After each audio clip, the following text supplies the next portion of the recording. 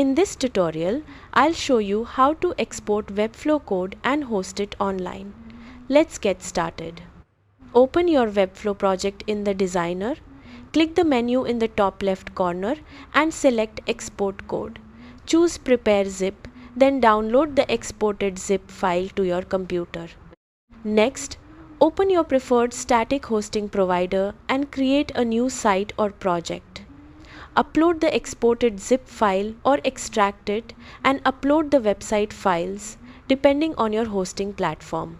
Once the upload is complete, wait for the hosting service to process your files. If needed, connect your custom domain and update your DNS settings. Open your live website to make sure everything is working correctly. If everything looks good, your Webflow site is now hosted online. That's how to export Webflow code and host it online. Thanks for watching.